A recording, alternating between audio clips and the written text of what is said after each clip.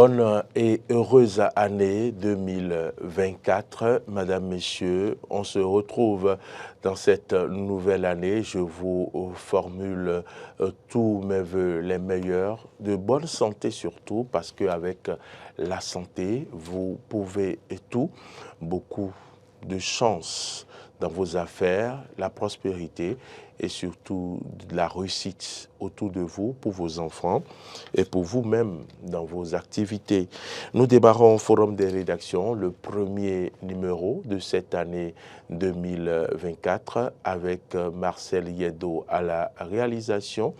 Merci une fois encore pour votre fidélité. Cette année, nous la démarrons avec un sujet politique, sortie manquée des députés pro-talent.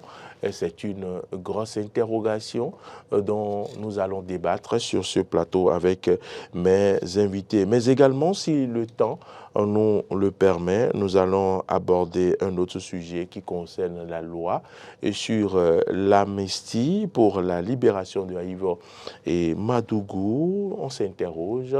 S'agit-il d'une aiguille dans une boîte de foin?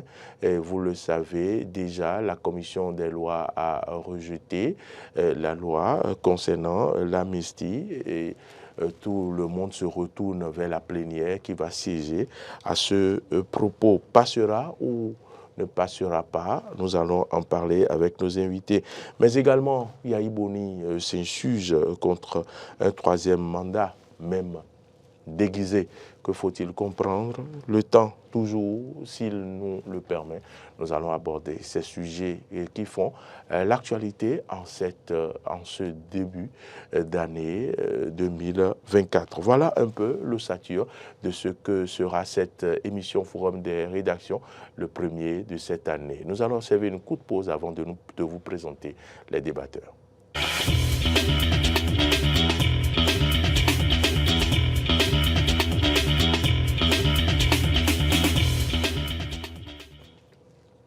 Laurent Roland-Toniquez, bonjour. Maurice Agua, bonjour. Amis téléspectateurs, bonjour. Dès l'entame de cette émission, je formule mes bons vœux de santé, de prospérité et de grandes opportunités pour tous ceux qui nous ont suivis au cours de l'année 2023 et qui continueront à nous suivre au cours de l'année 2024. Tout le meilleur pour vous, que Dieu vous préserve de tout danger, que la protection divine soit constamment votre portion et que le débordement se retrouve dans toutes vos activités, que ce soit financièrement, spirituellement, sur le plan sanitaire, que Dieu soit présent dans votre vie. Il faut reconnaître, Laurent Roland-Toniquez, puisque vous en parlez, que nous avons pris les rênes de cette émission début février 2022. Nous sommes en 2024. Vous êtes celui-là qui le plus participe à cette émission parce que vous êtes de la rédaction. Après quand même 2 ans d'affilée de cette émission, quelles conclusions avez-vous tirées et quelles promesses peut-être faites-vous pour 2024? Alors, ce que je remarque à travers cette émission, dont vous parlez très bien, vous avez pris le lead depuis février 2022, moi je ne suis qu'un simple participant, vous êtes l'animateur principal. Vous êtes un analyste politique et non un simple participant. Bon, ce que je dis, c'est que oui, quand on regarde les différents commentaires, notamment sur les réseaux sociaux, quand on regarde, quand on écoute les avis des gens quand on les rencontre dans la circulation. Il est arrivé même que jusqu'à Lomé, j'ai rencontré des gens qui disent « mais est-ce que le visage me dit quelque chose ?» en m'interpellant. Quand on regarde ces réactions-là, en dehors de ces réactions-là qui vous jettent la pierre, qui pensent que vous êtes de l'opposition, que vous êtes journaliste opposant, ça fait le problème. Je crois qu'il y a un sentiment de fierté. Et il y a ce sentiment de fierté qui nous encourage, qui nous motive à faire mieux. Nous ne sommes pas là pour donner de la leçon, à faire de la leçon à qui que ce soit, mais nous sommes là pour dire ce que nous constatons et analyser. Parce que ce n'est pas pour rien qu'on dit on fait des analyses. Et nous faisons nos analyses, nous exposons les faits et nous demandons à chaque citoyen de tirer sa conclusion. Nous ne tirons pas de conclusion. Donc je tiens à dire merci à toutes ces personnes-là et pour qui nous ont suivis, qui nous encouragent, que ce soit au Bénin, que ce soit du Bénin au plan africain, que ce soit du côté de l'Europe, que ce soit du côté des Amériques. On en reçoit tellement de messages. Je ne vais pas citer de noms, mais je sais qu'ils sont très très nombreux du côté du Canada, des États-Unis, de l'Italie, de la France, de la Belgique à appeler, à chercher à tout prix nos contacts, à nous appeler pour dire nous vous suivons, nous avons du plaisir à vous suivre. Oui, et je l'ai dit, et ce que je promets aux gens cette année encore, je l'ai toujours dit et je le redis encore ce matin. Je ne diffamerai pas et je n'insulterai pas le chef de l'État, encore moins une autorité. Mais je les mettrai tout le temps devant le fait accompli par rapport aux actes qu'ils poseront. Quand c'est bon, je viendrai dire que c'est bon. Mais quand c'est mauvais, Laurent ne sera pas dans la compromission. Je vous dirai que c'est mauvais. Ça n'engagera que moi et j'assumerai tout le temps, de toute façon. La seule chose, c'est que c'est vrai que nous sommes dans des pays où parfois, quand vous dites ce que vous pensez, on a tout fait de penser que vous êtes opposant. On a tout fait de commencer par vous piéger, par vous surveiller, par vous espionner dans une certaine mesure. Je ne me reproche rien jusqu'à la date d'aujourd'hui. Et je prie Dieu pour ne pas être dans des affaires qui, dans une certaine mesure, seraient un tremplin pour d'autres personnes pour m'attaquer. Je prie Dieu que tout se passe pour le mieux et que les dirigeants comprennent que nous ne sommes pas contre eux, nous sommes des citoyens, nous sommes tous appelés à construire ce pays et eux, leur responsabilité, c'est qu'ils ont été élus, ils ont été nommés pour faire un travail. Ils sont payés par le contribuable béninois. Quand vous êtes payé par le contribuable, vous avez des comptes à rendre aux contribuables. Et je pense que nous vous aidons à mieux faire. Parce que ça, après tout, ce n'est pas Laurent Toninquez qui sera célébré. En 2026, c'est Patrice Talon, quand il le fera bien, c'est lui qui sera célébré. Ce sont ces ministres, ce sont les députés qui seront célébrés. Et donc, quand on leur dit telle chose, ce n'est pas bon, qu'ils comprennent qu'en réalité, c'est sans animosité. Et que c'est pour les aider. Voilà, c'est sans animosité. Moi, je pense que... Mais de toute façon, ça ne me fera jamais réfléchir. Quand c'est noir, Laurent dira que c'est noir. Quand c'est rouge, je dis que c'est rouge. Ça, c'est moi. Voilà votre promesse pour 2024. C'est ma promesse pour 2024. Si c'est noir, je vous dirai que c'est noir. Vous pouvez en souffrir, vous ne pouvez rien me faire. Seul Dieu a le dernier mot sur ma vie. Et je dis toujours une chose. Faites bien ce qu'on vous confie. Et souvenez-vous du grand peuple. Parce que seul le grand peuple détient le pouvoir souverain. Et seul le Bénin restera éternel. Qui que vous soyez, président de la République, député, ministre, à quelque niveau que ce soit, directeur général de société, je ne sais quoi d'autre, maître spirituel, pasteur, prêtre, imam, je ne sais quoi, journaliste. Mendiant. Nous allons partir un jour et nous allons laisser le Bénin pour la nouvelle génération. Et donc, quand c'est comme ça, faisons tellement bien les choses de sorte que demain, tout au moins qu'on cite vos noms dans l'histoire du pays. Il y a des gens qui ont pris part de la gestion publique, mais aujourd'hui, ils sont où? Qui se souviendra d'eux? Ceux qui sont allés enterrer de l'argent dans leur maison. Mobutu, c'est ce secours. Aujourd'hui, on en parle comment? On en parle comment? On parle de lui comment? Blaise Compaoré a fait tout ce qu'il voulait faire avec Sankara. Où est-il aujourd'hui? Seul, les pays resteront éternels. Seul Dieu sera éternel. Tout passe et tout passera. On espère que les gens tireront des leçons ou du moins de ce qu'il faut de bien dans votre intervention préliminaire pour cette année 2024. S'il y a des personnes à qui je dois attribuer une palme d'or, c'est bien Henri Sauvy Niambodé qui n'a jamais marchandé sa disponibilité. Il n'a jamais dit non à l'une de mes invitations. J'ai dit l'une des personnes, sinon l'autre, c'est Marc Boudjanou, et à qui on fait un clin d'œil, à qui on souhaite bonne et heureuse année. Henri Sauvy-Niambodé, c'est normal que vous soyez le premier à être invité sur le numéro de cette année. Oui, je me demandais, quand vous me parliez avant-hier, je me demandais pourquoi c'est moi qui devrais ouvrir... Vous êtes même interrogé. Oui, parce que c'est le tout premier numéro. Bon, ce tonnet-là, je me demande si vous le méritez. Vous le méritez amplement. Merci beaucoup. Je ne savais pas que... Bon, de toute façon, c'est un principe personnel. Quand je vous dis oui, je ne me vois pas en train de dire non. Parce que c'est un oui franc. Je n'arrive pas à m'expliquer. Donc, quand c'est, comme l'a dit Laurent, quand c'est un oui, je dis que oui, c'est oui. L'autre chose est que j'aime bien cette trame qui est accordée à l'émission, qui consiste à ne pas à ne pas demander aux gens de ne pas dire ce qu'ils pensent de l'actualité.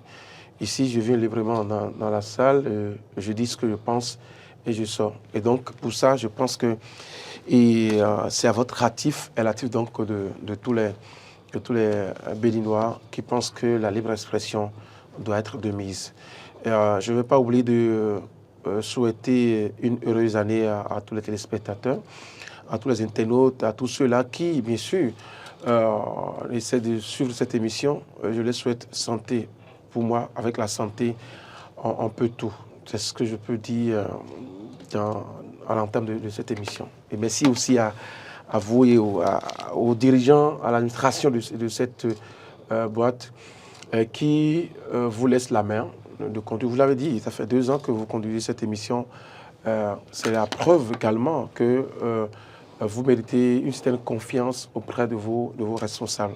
Parce que si vous n'êtes pas aussi professionnel, on ne pourrait pas vous confier cette émission-là parce qu'on sait ce que ça donne, cette émission.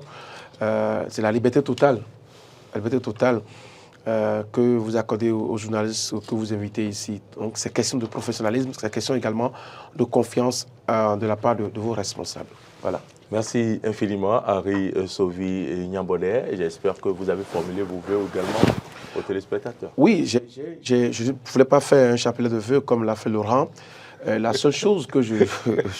Ah bon, vous commencez l'année pas des pics, non, pas des pics à Laurent. Encore que je ne récite plus qu'un chapelet. Pour moi, la santé vaut mieux plus que tout.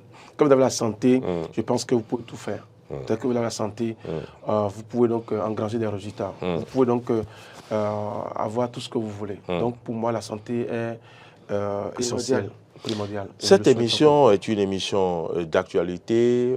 Pendant que nous l'avons entamée, nous avons reçu l'information que la Cour constitutionnelle a rendu une décision, ou du moins vient de rendre une décision sur les parrainages, et que les sages ont ordonné la modification du code électoral. Laurent Roland-Tonné, quelle est votre première réaction?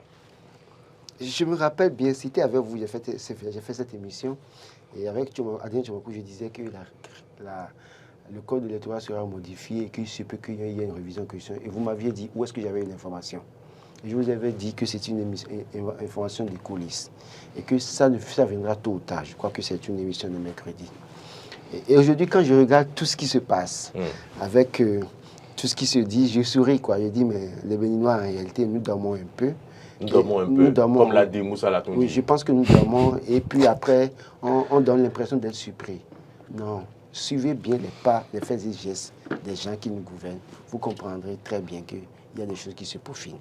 Alors, si l'information qui vient d'être véhiculée, en tout cas, est confirmée, c'est que, oui, déjà, il y avait déjà des informations qui circulaient, encore que un des soutiens du pouvoir, Tissé Amossou, est monté au créneau et a interpellé sur la question. Parce que désormais, il était dit que dans le code électoral, il faut modifier le code électoral et faire en sorte que, puisque ce qui est écrit là, c'est pour dire qu'il y a une décision qui est rendue sur les parrainages. Et ce qui était décidé dans les coulisses, c'est que désormais, pour mieux contrôler la distribution des parrainages en 2026, c'est de faire en sorte que les parrainages ne soient plus l'apanage des maires, des députés seulement, mais que ce soit des parrainages consignés par les présidents des partis. Du coup, tous les députés UP Le Renouveau, tous les députés BR n'ont pas la possibilité de se lever maintenant et d'aller donner le parrainage à qui il veut. C'est-à-dire, même si vous donnez le parrainage à quelqu'un et que le président du parti ne signe pas, c'est que ça n'a pas de valeur. Et je crois que si les députés doivent, si ça se confirmait, et que les députés veulent être suffisamment conséquents, malgré la modification, ça ne devait pas passer en réalité. Parce qu'on leur retire un pouvoir. Ah oui? Ceux qui ont pour voter la révision de la Constitution? Voulez-vous dire que c'est en ce sens qu'on fera si nous n'avons pas des députés bénis, oui? Oui, voilà, et qui sont pas bénis, si nous n'avons pas de députés qui se préoccupent eux-mêmes de leur devenir ou de leur avenir? Non, s'ils se préoccupent de leur devenir, justement, c'est là qu'ils devaient... Oui, c'est ce que je dis. Ils ne devaient pas voter. pour cette modification. Mais le problème, c'est que nous sommes dans une situation où on verra si vraiment, si c'est des soumis ou pas. C'est ça. C'est des soumis ou pas. Parce que les soumis n'auront d'autre choix que d'accepter cette modification et de se décharger, de se départir de ce pouvoir que le peuple leur a confié. Donc, c'est de ça qu'il est question. Et j'attends de voir comment ça va se passer. Toujours est-il que toute modification avant 2026 ne devrait pas surprendre. Les gens nous ont déjà montré suffisamment qu'avec ou sans le peuple, ils peuvent faire tout. Et quand bien même les gens sont en train de se plaindre, ils vont en souffrir, mais ils ne pourront rien faire. Et ça a montré que depuis 2016 que les gens souffrent, mais ils ne peuvent rien faire malheureusement. Donc c'est de ça qu'il est question. Moi, je crois que ce n'est pas une surprise. J'attends de voir quelle sera la suite. Et on dit enfant, mais trois en nous. Et ma coupure, et quand dira. Donc ceux qui sont en train je ne sais pas comment expliquer ça en français. De toute façon, d'allonger en quelque sorte leur bouche, c'est soit pour entonner une chanson ou pour siffler. On attend de voir s'ils veulent siffler ou bien s'ils veulent chanter. Ils n'ont qu'à siffler, s'ils veulent, ils n'ont qu'à chanter. Et s'ils veulent, on verra bien la suite. Henri Yambodé, oui, c'est vrai que nous avons eu vent de ces dispositions qui sont en train d'être prises pour que le code électoral soit revu en ce qui concerne les parrainages, ou bien est-ce que c'est ce point seul qui sera revu? On ne saurait le dire pour le moment, mais nous avons appris que les sages ont donné donc la modification du code électoral en ce qui concerne le parrainage. Vous avez suivi Laurent Roland Tonné-Ikes. Est-ce que ces députés-là pourront défendre leur cause? Est-ce que ce n'est pas une occasion pour eux de dire une fois non et de penser à leur avenir? Bon, ça dépend. Politique. Oui, ça dépend. Le parrainage n'est pas synonyme d'avenir politique parce que, bon, vous parrainez quelqu'un, c'est pour que la personne, si c'est candidat à l'élection présidentielle, que la personne ait cette possibilité-là donc de déposer son dossier. Mais il faut rappeler d'abord. Mais le problème est que c'est la façon dont il faut parrainer. Oui, est-ce que les parrainages ne seront pas déposés dans les mains du président du parti politique qui... En réalité, comment est venue cette décision-là? C'est ça on va chercher à savoir. Au fait, il y a eu un recours d'un compatriote qui a demandé, comment ça va se passer en 2026. Du moment où, en 2026, déjà, dans au niveau du deuxième dimanche, je crois, il y aura des élections. Et après, il y aura d'autres élections et ainsi de suite. Et quand on regarde un peu la disposition des élections, il n'est pas capable de trouver aujourd'hui, en son temps, des gens qui puissent parrainer, par exemple, les présidentiables, les candidats à la présidence. Donc, il faut déjà penser à comment faire. Et à ce niveau-là, il a fait une analyse qui a fini par conclure que s'il faut trouver des parrains, il faut donc faire avec les députés de la 9e législature. Alors que politiquement et légalement, ils auraient déjà fini le mandat. Et les gens qui sont élus nouvellement, je dirais, sont élus nouvellement, seront sur le point d'être installés en 2 jours, bien 3 jours, je crois, c'est quelque chose du genre. Et donc, il y a pour dire vrai, il y a un vide. Donc, et pour ça, il faut chercher à trouver les moyens pour que le parrainage arrive à être trouvé par ceux qui doivent être candidats. Mais quand on a invité les présidents des institutions de part et d'autre, que ce soit à l'Assemblée nationale, que ce soit la Sénat et tout le reste, ils ont compris qu'en réalité, il a fait un très bon recours et qu'il faut maintenant agir au plus vite pour qu'on touche le code électoral. Maintenant, quand vous parlez d'avenir politique, oui, les députés proviennent quand même d'une formation politique et tout ce qu'on fait là, ils doivent rendre compte à leur parti politique. Donc, si il sera mentionné que c'est le président de leur parti formation politique qui doit signer le parrainage, je ne vois pas en quoi ça va gêner. Peut-être que ça ne va pas leur donner la main de parrainer qui veut. Ça ne pourra pas leur donner la main d'aller négocier à Lomé, par exemple, de remettre leur parrainage à qui veut, et après, et de prendre de l'argent. Et avec crier qu'on n'a jamais fait ça. Maintenant, ce sera un truc contrôlé carrément. si le président de la formation politique doit signer, c'est que le parrainage doit être contrôlé carrément. Bon, déjà, c'est contrôlé. En fait, en gros, on veut contrôler le parrainage. On veut contrôler le parrainage. Comment je vais dire, on veut sécuriser le parrainage. On peut dire ça? Oui, c'est déjà fait. C'est déjà fait, mais on veut donner plus d'assurance que, oui, ça revient. Ça n'ira pas dans tous les sens. Oui, c'est ça, quelque chose de genre. Parce que s'il y avait de sécurité, comme on le souhaite là, les gens n'iraient pas à Lomé pour négocier. Parce qu'à un moment donné, ils étaient confrontés à une situation. Et donc, il fallait quand même, à un moment donné, aussi chercher qu'est-ce qu'il faut faire pour qu'ils n'aient pas la main libre pour aller négocier et délivrer le parrainage, tout simplement. Laurent, autrement dit, désormais, plus personne ne pourra faire comme le député Soui. Il va falloir quand même l'aval du président pour décider de qui parrainer. Ça veut dire forcément qu'il y aura un mouvement d'ensemble. Oui, moi je crois que c'est un problème. C'est un problème. J'estime sincèrement que tel qu'on veut faire croire que oui, c'est un citoyen c'est parti d'un citoyen, c'était une volonté politique déjà, avant que peut-être les citoyens n'interpellent la Cour constitutionnelle sur la question. Et moi je trouve malsain qu'on dise que le député doit consigner son parrainage par comment vous appelez, le président du parti. Le député est l'élu du peuple. Et non l'élu du président du parti. Il a été positionné par une formation politique, d'accord. Mais il reste et demeure l'élu du peuple. Et il est, je ne sais pas comment je vais l'expliquer, il est le représentant, le dépositaire du pouvoir du peuple. Donc, une formation politique ne serait le départi de ce pouvoir, de cette charge-là, où on dit, en réalité, on a compris. La preuve, vous avez cité Soui. Ça a été un problème pour Soui. Le fait de ne pas suivre ce que disait son parti, ou bien ce que disaient les grands maîtres au niveau de sa fonction politique. Il en a fait les frais. Donc, pour dire quoi? Cette manière de faire les choses montre clairement qu'on veut limiter les candidatures. On veut empêcher les gens d'aller aux élections dans une certaine mesure. Fort heureusement, les démocrates ont 28 députés. Ils peuvent parrainer comment vous appelez, des candidats. Au moins un candidat, parce que c'est 16 parrainages. Donc au moins. À moins que dans la modification, qu'on dise qu'il faut 30 parrainages encore. Ou 29. Ou 29. Et là, on les mettra en difficulté.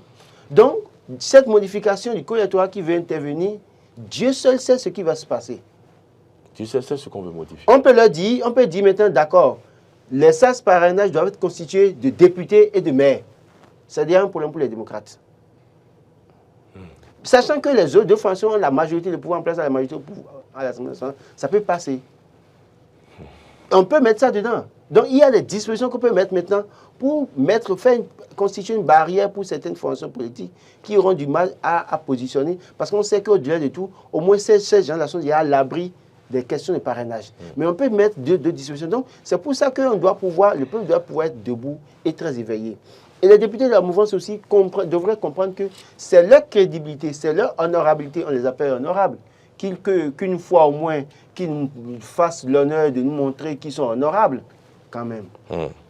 En refusant peut-être les modifications pour modifier, parce qu'on a des plans à mettre en œuvre dans une certaine mesure. J'estime que cette manière de faire n'est pas du tout une bonne chose.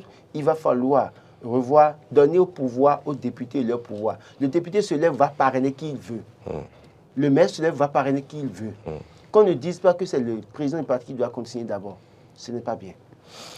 Dernier propos sur le sujet, Henri. Non, je ne crois pas qu'on va dire qu'on a mis, donc comme le dit Laurent, on a mis cette décision-là sur la tête d'un citoyen qui aurait écrit de fait. Il est évident que le recours est parti d'un citoyen. Et donc, de ce fait-là, on peut dire, oui, le citoyen fait une très belle analyse. Ce n'est pas aujourd'hui que la Cour constitutionnelle reçoit des recours. Maintenant, pour ce qui sera modifié, il faut déjà que les uns les autres, du moment où nous avons une assemblée qui aujourd'hui répond à toutes les exigences, et il faut que les modifications soient apportées et que chacun de son côté arrive à dire ce qu'il a. Parce qu'il faut déjà inviter les députés démocrates à être réveillés pour qu'après on ne dise pas qu'il y a hold-up, qu'ils ont fait passer la loi sans qu'on ne soit informé, qu'on a déposé le fichier à 24 heures de la session et tout le reste, mais qu'il soit... Mais Laurent a soulevé un problème important. Est-ce que cela participera-t-il de la vitalité de la démocratie si c'est maintenant qu'il va falloir, par exemple, augmenter le nombre de parrainages de 16 à 30 ou à 29? Oui. Je me posais la question de savoir, est-ce qu'entre-temps, avec ce qui a été fait là, est-ce qu'entre-temps... On n'a pas dit que c'est ce qui veut se faire. Non, on ne va pas changer. Je crois qu'on ne va pas changer le nombre aujourd'hui. On ne va pas changer le nombre aujourd'hui, mais peut-être arriver à revoir comment le parrainage sera accordé. Parce que le citoyen qui a posé la situation a apporté le recours, demandait à comment ça va se passer du moment où les députés qui doivent être signataires de ce parrainage-là ont déjà fini et que les autres seront à quelques jours. Donc il faut trouver le juste milieu pour permettre à tout le monde de bénéficier de ce parrainage-là, que ce ne soit pas un facteur facteur limitant pour les candidats. Ce qui est sûr, moi, quand je dis que oui, un citoyen saisit la Cour constitutionnelle et que c'est parti du citoyen, d'accord, mais moi je dis que c'était déjà des débats qui se faisaient au sein des formations politiques. Et quand je fais une petite recherche, je me rends compte que celui dont on parle qui a saisi la Cour constitutionnelle est membre d'une formation politique de la mouvance présidentielle. Donc, je comprends un peu aisément. On peut passer à autre chose. Mais non. Est-ce que c'est son statut politique qui doit faire débat aujourd'hui? Non, je pense qu'il faut se demander si vraiment le recours qu'il a porté, la situation qu'il a portée à l'attention de la Cour constitutionnelle est fondée ou non. Je vais vous dire une chose tout simple. Quand vous avez évoqué la question des députés qui doivent parrainer et qu'il y a élection en 2026, il suffit seulement d'un acte, d'accord? Ou bien, en fait, un acte pour dire les députés de la 9e législature sont ceux qui doivent parrainer les candidats de 2026. C'est tout simple. On peut le faire de cette manière. Attendez, parce que ici, là, dans ce pays, en plein processus électoral, on a réussi à modifier les dispositions d'une loi. C'est pour vous dire quoi? Le débat, parfois, les gens nous amènent sur notre piste, en réalité. Mais le débat est plus profond que ce que nous voyons. En réalité, c'est de ça que je parle. Je ne suis pas là pour voir le mal partout, mais j'estime qu'on nous a amenés sur un terrain, d'accord, c'est pertinent.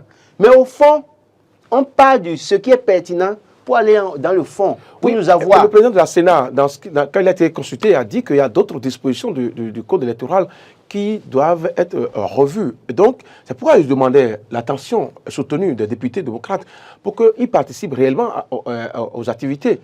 Pour que demain... Le drame, c'est que... demain, on ne dise pas qu'on n'a pas été associé. Le drame, c'est que la majorité l'emportera. Oui, ça c'est au niveau du vote, mais au niveau du travail intellectuel à faire, au niveau des dispositions à modifier, il faut que déjà, vous savez quoi, aujourd'hui, il crie pour la révision de la Constitution, d'accord, c'est déjà une lettre qu'il lance, et donc pour la modification du code électoral également, qu'ils ne s'asseyent pas sur le laurier, qu'ils commencent déjà le travail, et qu'ils aillent faire aussi ce qu'on peut appeler une consultation juridique et appeler donc les sachants pour demander qu'est-ce qu'il faut modifier dans cette affaire-là. Parce que à tout le temps, ils ont dit que le code électoral est suicidaire. Et donc, les actes à modifier, ils peuvent déjà mettre un point. En dehors des reproches qui sont faits sur le code électoral par les partis démocrates, parce qu'on estime eux sont de l'opposition. Vous pensez que ceux-là qui ont voté notamment cette loi, qui aujourd'hui vous disent qu'il y a des imperfections, vous pensez qu'ils sont assez sincères? Ben, écoutez, non, parce que c'est ça, moi, ma préoccupation. Personne ne leur a mis la pression quand ils votaient cette loi. Personne. D'accord, attendez, personne ne l'a mis la personne. C'était du nouveau quand même. Oh. Oui, mais ils ont voté une loi, et c'est les mêmes personnes qui vous disent, et encore viennent vous dire maintenant qu'ils refont je ne sais quoi, avec toutes les terminologies possibles. Pour vous dire quoi? Ces gens-là... On va pas faire ce débat de refonte. Oui, non, c'est vous. On aura l'occasion de le faire. Pour vous dire quoi? Si à refonte, ça dit qu'il y a eu quelque chose qui n'a pas marché, et qu'il faut reprendre. Il faut reprendre. Dans ce pays, on parle de changement, on a parlé de refondation. Donc, c'est normal que... Rupture, on parle de rupture maintenant. Rupture. Et d'autres même demandent qu'il y ait des ruptures. Donc, donc, pour vous dire quoi? Nous devons être très éveillés. Citoyens, simples, députés. Il faut être éveillé parce que nous sommes sur une piste. Vous serez là en train de dire, bon, voilà, c'est pertinent, c'est marrant, d'accord. Mais puis, vous réveillez. Et un matin, on vous dit que hier nuit que la loi a été votée, comme ça a été fait en 2019 notamment. Donc, on vous dit que ça a été voté dans la nuit là et que ça passe. Vous allez en souffrir, vous ne pourrez rien faire. C'est de ça que je parle pour dire quoi. Les gens doivent pouvoir comprendre qu'ils ne seront pas éternels. Ça passera un jour. Les anciens députés pro-talent ont effectué une sortie tout récemment. Est-ce de leur propre chef? Est-ce qu'ils ont été incités à effectuer cette sortie? Et ce qu'ils sont venus dire au peuple dans leur adresse, est-il pertinent? Oui, c'est vrai. Après cette sortie, nous avons observé plusieurs réactions sur les réseaux sociaux. Ça a fait couler beaucoup d'encre et de salive. Certains sont même allés jusqu'à dire que c'est une sortie manquée. Aujourd'hui, nous en parlons. Sortie manquée des anciens députés pro-talent. On s'interroge. Il était dit que c'était les députés, anciens députés Union progressiste qui allaient effectuer ces sorties, mais nous avons vu des têtes parmi ces députés qui appartenaient par exemple au bloc républicain. Donc nous avons compris que ce n'étaient pas seulement des députés d'un bloc ou d'un parti, mais plutôt les anciens députés. Henri Yambaudet, cette sortie, vous l'avez suivi, vous avez suivi les propos, les discours tenus par certains députés. Quels ont été vos ressentis? Quels ont été vos ressentis, j'allais dire? Bon, merci beaucoup d'évoquer cette situation. Le vendredi 29 décembre 2023, comme vous l'avez rappelé, j'étais donc à une conférence de presse, ces anciens députés de l'UPR et de BR. Non, je crois qu'ils ont bien fait de sortir pour opiner sur l'actualité politique. Ça, c'est un fait. Et c'est à leur concéder ça. L'autre chose, est-ce que les sujets évoqués en son temps, est-ce que les sujets sont pertinents? Oui, ils ont évoqué un certain nombre de sujets qui ne datent pas d'aujourd'hui et qui, sont évidents également. Et donc, quand je mets ces deux paramètres ensemble, je dis qu'ils n'ont pas manqué leur sortie. Ah oui. Pour moi, ils n'ont pas manqué leur sortie. Du moment où, après cette sortie médiatique, il y a des réactions. Si c'est que personne n'en parlait, c'est-à-dire qu'ils ont manqué leur sortie. Mais aujourd'hui, je peux dire qu'ils ont réussi leur sortie. Ils ont réussi leur sortie parce que tout simplement, ils étaient... ça a pris du temps. Ça montre également que... ils suivent l'actualité de près. Ça montre également que... ils détiennent encore des dossiers. Et parce que quand on parlait donc d'anciens députés, ils sont de la 8e législature, et donc ils ont évoqué un certain nombre de sujets qui sont irréfutables et donc qu'on peut ramener au niveau donc de l'actualité, dans les colonnes de l'actualité pour opiner. Je crois qu'ils ont réussi. Et le jour que j'ai suivi, j'ai dit, bon, écoutez... Bon, ils ont senti qu'il y a un petit vide, donc il faut réagir. Il faut réagir. Voilà. Voilà la réaction, les impressions de Henri Yambaudet, Laurent Roland-Tonnikes. Est-ce que vous êtes d'avis avec lui pour ce que vous avez vu, ce que vous avez entendu dire par ces députés? Non, je crois que peut-être Henri Yambaudet a voulu donner une note assez positive pour leur sortie en disant que, bon, après leur sortie, qu'il y a eu des réactions. Mais je ne tiens pas compte de réaction. Moi, je pense que c'est les gens qui, normalement, devaient s'enfermer pour une fois. J'ai mis un certain nombre de paramètres en jeu. Oui, mais de toute façon, j'ai dit... J'ai mis un certain nombre de paramètres en jeu. Je ne m'attarde même pas sur ça. Je dis, je suis donc, déjà si vous prenez ce seul paramètre-là pour dire que... les réactions ont fait que vous pensez que ce n'est pas une sortie manquée. Oui, d'accord. Ouais. Mais ce que je dis, c'est que c'est des gens qui, en réalité, devaient rester dans leur maison, s'enfermer et se remettre en cause, plutôt que de venir se mettre en spectacle sur la place publique. Quand je prends Gbadamassi, je l'ai dit, je le dis encore devant la caméra, l'agonisant politique et qui veut entraîner les gens dans sa mort politique, en réalité, malheureusement, parce qu'il est pratiquement proche de la mort politique. Il pense que, bon, il va pas périr seul, il va périr avec d'autres personnes. Et je crois que Boni Yaye et consorts doivent éviter... Oui, mais c'est celui qui va susciter, c'est de celui qui va succéder à Talon que vous parlez ainsi. Ah bon, il l'a dit, c'est un rêve. Donc, pour vous dire quoi, au fond, il devait se calmer, parce que, en fait, Boni Yaye et consorts doivent éviter de répondre à Gbadamassi. Pourquoi vous faites cette fixation sur... je parle de chacun d'eux. Non, attendez, je suis parti de... C'est une initiative collective. Attendez, je suis parti de Gbadamassi. Laissez-moi, vous avez parlé. Cette fixation que vous faites... Attendez, laissez-moi finir, non. Je veux parler de chacun d'eux. Et ça n'engagera que moi. Non, je ne refuse pas. Mais laissez-moi finir. Je l'ai dit en entame qu'on n'a jamais regenté par rapport à la logique.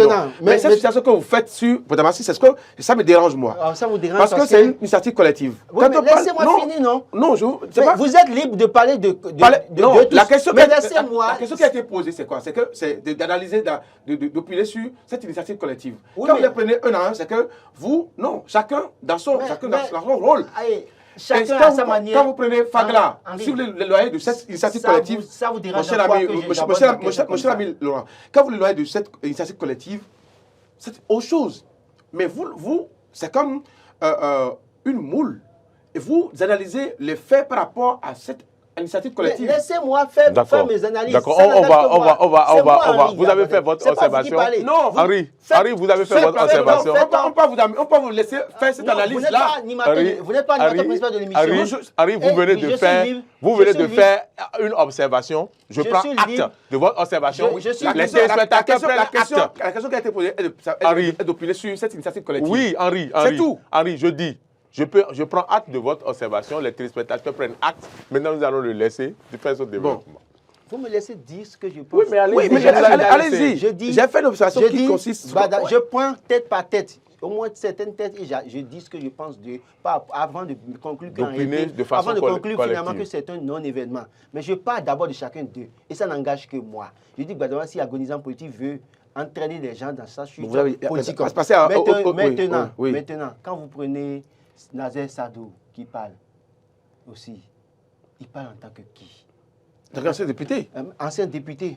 Mais il vaut mieux qu'on leur construise un parlement des anciens députés alors. Parce qu'un ancien député... Mais les gens sont venus en bloc en tant qu'ancien député pour parler. Mais s'ils veulent qu'on construise, parce que c'est eux la chose aujourd'hui, on peut faire tout ce qu'on veut, ils n'ont qu'à demander qu'on leur construise un parlement des anciens députés, qu'ils aient aussi des plénières pour se prononcer sur les questions essentielles de l'État. Quand je parle, je prends le cas de Faga Ménégan, qui dit qu'un agent de santé est devenu ministre. Non, ce n'est pas dans ce contexte-là quand même, s'il vous plaît. Mais c'est dans quel contexte? Dites-moi maintenant, comme vous voulez les défendre. Je ne les défends pas. Ok. Dites-moi dans quel contexte. Je ne les défends pas. Je ne vous apprends rien. Il y a un fait. Il y a un fait. Et donc, le fait est réel. Il y a une initiative collective. Conférence de presse. De ça, il s'agit. D'accord? Maintenant, les commentaires, oui, je peux vous considérer ça. Ils sont libres. Maintenant, quand vous parlez donc quand vous prenez chacun dans son rôle, non, vous n'allez pas analyser, vous n'allez pas trouver la pertinence. C'est une initiative à décourager. Et il faut partir de chaque personnage qui était à cette conférence. Pourquoi vous n'avez pas découragé Boni Yaye quand il prenait les rênes du parti des démocrates? Ah mais écoutez, on a fait le débat ici. Oui, on a fait le débat ici, on ne regarde pas encore. Ne comparez pas pour comparer. Justement, c'est la même chose. Non, comment la même chose? Comment on doit les reléguer au même titre d'ancien. Si vous laissez Yaïboni continue aujourd'hui d'opiner sur... Je vous en prie. Faites l'effort d'être sérieux dans ce que vous dites. Non, nous avons passé 2023. Vous ne pouvez pas comparer, parce que Boni Yayi est devenu président des démocrates, comparer à des gens qui ont montré leurs limites dans leur sécurité. On va le laisser aller au bout. On ne va pas comparer Boni Yayi, président du parti des démocrates. Vous allez réagir. Vous allez réagir. Il y a des gens qui ont montré leurs limites dans leur circonscription électorale, qui n'ont pas réussi à se faire élire. Il y a même des gens qu'on n'a même pas mis sur les listes. Des gens viennent se prononcer. Vous voulez comparer au fait que Boni Yayi est devenu président des démocrates? Est-ce qu'il n'a pas d'anciens députés? Je trouve malsaine cette comparaison. Laurent, très malsaine cette comparaison. Non, vous dites quoi? Laurent, oui, Boni Yayi, quand Boni Yayi parle, il parle en tant que président de parti politique. Ici, nous avons des gens qui ont montré que dans leur circonscription électorale, qui ne valent plus rien, et qui, certains parmi eux, pour les racheter, on les a nommés chargés de mission du président de l'Assemblée nationale, et qui se lèvent, qui organisent une conférence de presse, qui financent une conférence de presse, qui viennent s'asseoir pour s'attarder sur la gestion d'un ancien président, alors qu'en réalité, l'État est en continuité, et ceux-là qui dénoncent, le chef d'État qui dénonce là, ce chef de l'État a travaillé avec des gens qui sont encore avec leur patron aujourd'hui. Je trouve malsaine cette initiative. Et je pense que chacun d'eux, et c'est pour ça que je partais de chacun d'eux, parce que quand vous parlez, je parle de l'autre qui désigne un ancien ministre agent de santé, en oubliant, alors que celle qui parle a le doctorat, en oubliant que celui dont il parle est administrateur des hôpitaux, et sachant très bien qu'avant de faire des spécialités, on fait une généralité, le monsieur a fait l'administration. Avant de faire la spécialité, administrateur des hôpitaux. Cela suppose que quoi? Ce titre d'administrateur peut lui valoir le titre de directeur quelque part ou de ministre quelque part. C'est pour vous dire quoi? Les gens, en réalité, sont quelque part, peut-être que c'est leur manière à eux de dire merci à quelqu'un, peut-être qui lui a fait peut-être un geste pendant la période des fêtes, ou alors ils attendent toujours quelque chose de celui-là. Voulez-vous dire qu'ils sont sortis pour dire merci? Non, je dis peut-être que c'est leur manière, peut-être qu'on leur a fait un geste pour les fêtes, parce qu'ils n'ont plus de... Beaucoup pas mieux. Il y en a pas mieux qui étaient des carriéristes politiques. Voulez-vous dire qu'ils sont sortis pour dire merci? Oui, je dis, c'est peut-être qu'on leur a fait un geste, ils sont venus dire merci, ou alors ils font appel de pied pour dire oh, ne nous oubliez pas, oh, nous sommes encore là, hein. S'il y a quelque chose, souvenez-vous de nous. C'est tout. C'est peut-être ça. Mais pour vous dire quoi, mais je trouve que quand on veut critiquer, on critique. On doit pouvoir mettre tout dans la balance. On a compris votre pour position vous dire quoi, donc moi je vous dis, avant de dire maintenant que cette conférence de presse est un non-événement et que c'est des gens qui, en réalité, sont en perte de vitesse. En perte de vitesse, qui veulent maintenant montrer qu'ils sont encore là. Que je crois qu'il fallait partir de chacun d'eux pour montrer que aucun d'eux ne fait peur à Boni Yayi et ne fera même plus peur à un acteur politique si l'acteur politique est bien organisé. Henri, une petite réaction avant qu'on le passe à un autre sujet. Oui, je voulais rappeler à mon cher ami... Est-ce que vous l'avez suivi? Je l'ai suivi. Mais toutes mes interventions... Ils sont venus dire merci au chef. Non, ils ne sont pas venus dire merci. Non, ils ne sont pas venus dire merci. Laurent n'a aucune preuve qu'ils sont venus. Non, il a dit, il a utilisé le conditionnel. Le conditionnel, oui. Je prends 2-3 sujets qui ont été évoqués lors de cette conférence de presse-là. Quand je prends l'aéroport de Touro, quand je prends les logements sociaux de l'OCOSA qui... Est-ce que ce n'est pas une fixation sur un individu, sur un ancien président qui a dirigé? Attendez. Et quand je prends d'autres faits qui ont été évoqués, est-ce que ce n'est pas les faits évidents? Des faits évidents avec des acteurs qui sont encore là. C'est pas des faits évidents. Et quand je prends ces sujets-là, je me dis que des acteurs qui ont donné l'heure à l'ancien président quand il avait dit la date. Voilà, et qui sont là. 25 plus 25 ans, 45. Quelqu'un était là, a donné l'heure. Et il est à cette conférence. Oui. Donc, écoutez. Et donc, non, ce que je dis là, vous n'avez pas compris. J'ai compris. Non, vous n'avez pas compris. Je vous aide aussi à comprendre. Non, je vous comprends. Et je vous aide aussi à comprendre. Est-ce que les sujets... Oui, la question du même personnel politique. Le sujet dont on parle, c'est le sujet qui existe. Non. C'est le fait. Je vous dis, c'est quoi je vous dis. Mais quand sorti pour politique cette question-là, est-ce que c'est pas encore, c'est pas une réalité? C'est ça la question. On ne saurait opiner sur cette question. Non, parce que quand vous dites qu'on doit les trouver au Parlement pour qu'ils aillent s'asseoir, vous disiez, je n'ai pas fait une comparaison de Parlement des anciens députés. Non, je n'ai pas fait une comparaison le background politique que chacun a. Ce n'est pas de ça que je parlais. Mais dire que vous voulez donner carrément le droit d'opiner sur les sujets d'actualité, les sujets politiques. C'est pourquoi je disais, si vous voulez donner ce droit-là, alors là, on peut demander à Bouriaï d'aller s'asseoir et d'aller trouver une maison de retraite aussi. Quelqu'un dit pas mieux. C'est pas le comparaison. Je suis d'accord. Donc, c'est à ce niveau-là. Quelqu'un dit que si la cour du mouton est ça, que ce n'est pas au port de le dire. C'est pour vous dire quoi? C'est pour vous dire que... C'est les mêmes qui ont dit ça. C'est pour vous dire quoi? Ceux qui parlent là, avant de pouvoir interpeller Bouriaï là, il ferait mieux aussi de dire à leur chef de libérer ceux-là qui sont coupables ou bien complices de ces faits qu'ils dénoncent. Ils les connaissent. Ils se connaissent. Laurent, est-ce que ceux qui les dérangent, vous ouvrez plusieurs brèches. Vous avez épuisé, Laurent Roland-Tonné-Kess, s'il vous plaît, Henri Yambonnet, vous avez épuisé le temps sur un débat qu'il ne fallait pas faire.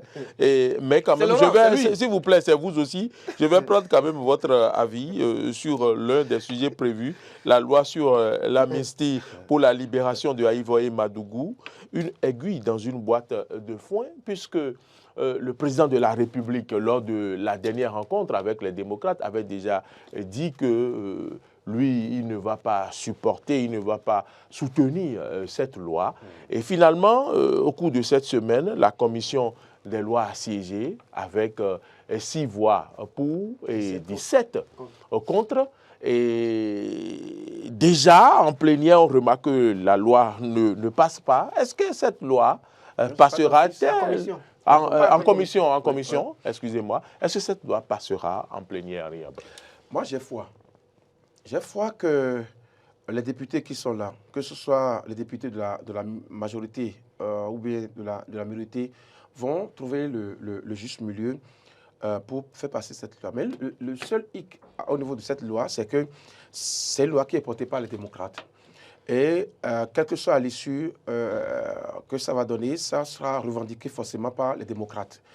Et nous avons les élections générales qui pointent. Et il faut rappeler qu'au Bénin, ce n'est pas la première fois où le Parlement vote une loi d'amnistie. Il y a eu, après la conférence des forces vives de la nation, oui. Après ça, il y a eu dialogue politique. Et donc, c'est une troisième tentative. Je pense que, oui, c'est vrai, le chef de l'État a dit qu'il ne donnerait pas sa caution. La commission des lois a rejeté. Mais les regards sont tournés vers la plénière. Et au niveau de la plénière, tout peut se jouer. Vous y croyez? Oui, je crois. Tout peut se jouer. Et pour moi, là, rien n'a été joué pour nous surprendre encore. Hein? Non. Depuis l'installation en janvier des députés de la 9e. Oui, il peut y avoir... La commission pouvait accepter, la plénière va rejeter. Mais pour moi, c'est que la commission a donné juste un signe pour montrer que oui, bon... Ça... Mais au niveau de la plénière, les gens auront plus de jugeote, auront plus de... Vous y croyez? Oui, je crois. Je crois que ça le padron n'est pas pour que cette loi passe. Hein? Je vous donne l'exemple. Ils ne voudront pas faire la volonté son patron a dit non de ne pas voter le budget, mais il a voté. Son patron a dit ne pas voter le budget, mais il a voté. Si dans le lot des députés qui sont là et qui pensent que oui, il faut accorder cette amnistie à ces personnalités-là pour effacer totalement ce qu'ils ont comme délit, parce qu'ils ne vont pas voter, ils vont voter.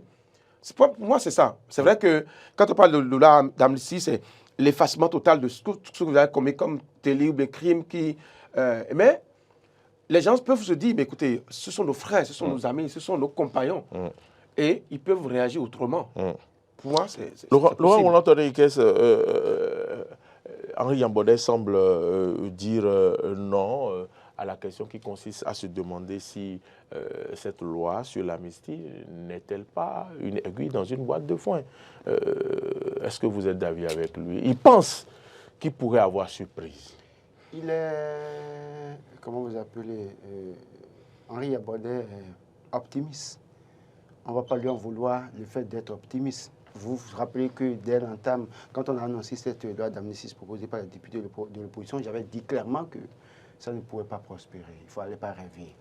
Et le chef l'a dit au cours de la séance avec le Parti démocrate pour dire qu'il ne va pas soutenir cela. Mais au-delà de tout, au-delà de l'optimisme de Henri Yambonnet, qui pense qu'en plénière, ça peut passer, je voulais rappeler qu'une loi a plusieurs étapes. La loi sera votée, même si en plénière ça passe, il faut voter. Quand ça va être voté, il faut déclarer la constitutionnalité ou non de la loi au niveau de la Cour constitutionnelle. Une autre étape. Et après ça, il faut la promulgation de la loi par le chef de l'État. Le chef qui a déjà dit au cours d'une rencontre que lui ne supportera pas ça. Donc, au fond, moi, je pense que pour gagner du temps, passons à autre chose. Parce que, attendez, le chef de l'État avait 2 leviers. La Constitution lui permettait d'amnistier ou de gracier. Il ne l'a pas fait. Les députés de la 8e législature lui ont voté une loi pour l'encourager. Il ne l'a pas fait. D'accord? Maintenant, parce que ce que les députés de la 8e législature ont voté lui permettait facilement de pardonner, de laisser, de suspendre les peines de telle ou telle personne. Il ne l'a pas fait. Et vous pensez que c'est une initiative des démocrates qui va prospérer? Les députés de la mouvance peuvent faire le jeu au Parlement en vous montrant qu'ils sont de bonne foi et voter cette loi. Mais il y aura l'étape de la Cour constitutionnelle, il y aura l'étape de la promulgation. Des lois ont été votées dans ce pays et n'ont jamais été promulguées. Des lois ont été votées et une fois à la Cour constitutionnelle, la Cour a dit que ce n'est pas conforme à la Constitution. Pour dire, en rappelant qu'il y avait des dispositions qui existent et que ce qu'on demande là, ça ne fait que rappeler ce qu'on avait. Et donc, par conséquent, ce n'est pas la peine de voter encore cette loi. Il vaut mieux chercher à... Même si la loi est promulguée, il faut aussi attendre le décret d'application. Donc, c'est plusieurs étapes. Moi, je pense que il vaut mieux ne pas perdre de temps. Oui, passons à autre chose. Mon cher Laurent, est-ce qu'il n'est pas légitime d'être optimiste, de s'attendre à ce qu'au moins le Parlement vote pour que les étapes que vous venez de Mais c'est ce que je dis. Oui. Si vous m'avez bien suivi, j'ai dit, non, les députés peuvent voter. La Cour constitutionnelle va dire son mot. Mais la promulgation, on a voté loi sur chef de file d'opposition. D'accord? On a dit, chanter tout le temps que le chef de file d'opposition sera nommé en Conseil des ministres, décret d'application. Vous en avez vu encore qui existe là maintenant? Non. Il y en a. Que les députés fassent ce qui leur revient comme devoir ou bien rôle, et puis le reste, on va les députés de la mouvance ne mettront pas leur patron en difficulté en votant pour dire que c'est lui le problème.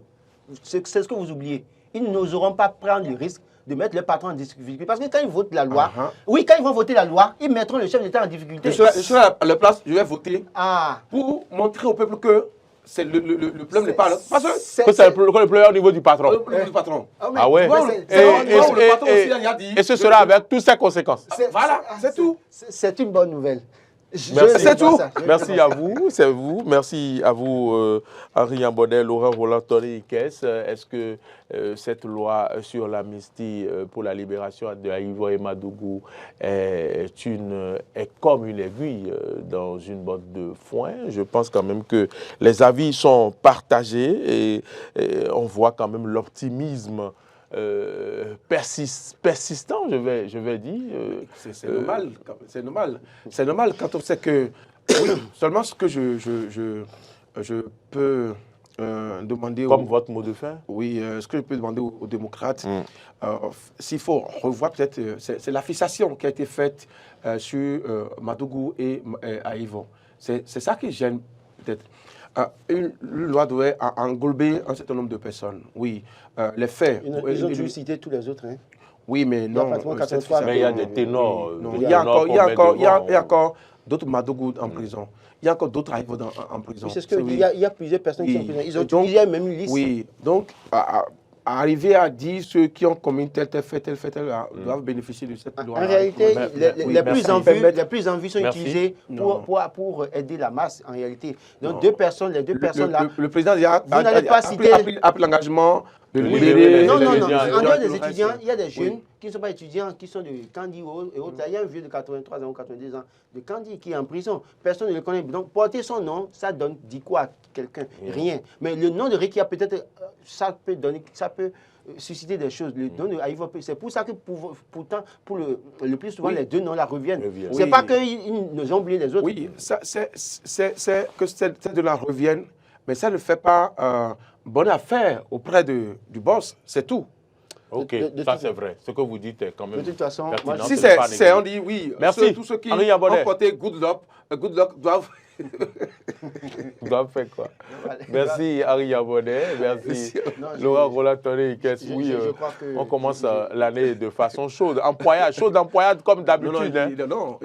On a fait un débat, vous deux, sur le plateau. J'avais un oncle toujours sur nos débats, il a dit que vous les deux là, pourquoi c'est un peu gagnant là? C'est l'expression qu'il a utilisée. Donc attention, faisons de telle sorte que cette année, qu'il y ait plus de discipline sur le plateau. Je vais faire les comparaisons qu'on ne doit pas faire. Non, je n'ai pas fait les comparaisons. Tu as dit que les députés... S'il vous plaît, Harry, l'émission est finie. Et Harry, nous allons continuer l'émission à 9 ans. Et Laurent Roland-Torikes, merci d'être venu sur le plateau. Vous êtes journaliste politique. Merci beaucoup. Merci pour votre disponibilité de tous les instants. Je vous souhaite une très bonne année 2024. Henri Yambonnet, merci. Merci Henri Yambonnet, merci aussi d'être venu. Revenez-nous souvent, toujours chaud. Promotion pour Henri à la radio. Promotion, beaucoup d'opportunités. Beaucoup d'opportunités. Voilà. Merci à vous. Merci à vous, Marcel Yedo, qui avait réalisé cette émission. Je pense que Martin Toïnset, de façon exceptionnelle, était au son. Je ne sais pas si en temps Didier Guédou a rejoint l'équipe. Merci à Didier Guédou. Malgré son état de santé, il se plie en 4. Voilà. Merci à vous tous. Merci à Modeste Roundé-Pondier. Merci à tous ceux qui adorent cette émission. Likez, partagez et je vous souhaite à toutes et à tous une bonne et heureuse année.